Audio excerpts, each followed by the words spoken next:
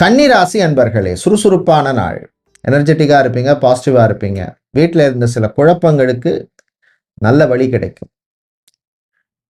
வாழ்க்கை துணையுடன் மோதல் வேண்டாம், விட்டு கொடுத்து போங்க. உணவு சாப்பாட்டு விஷயம், ஃபுட் விஷயங்கள்ல கொஞ்சம் கவனமா இருங்க. சிலருக்கு ஃபுட் அலர்ஜி வருவதற்கு வாய்ப்பு இருக்கு.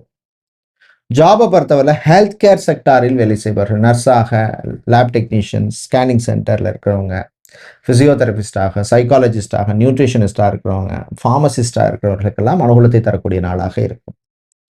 மாணவர்கள், குறிப்பாக இன்ஜினியரிங் மற்றும் மெடிக்கல் ஸ்டூடெண்ட்ஸுக்கு நன்மையை தரக்கூடிய நாள்.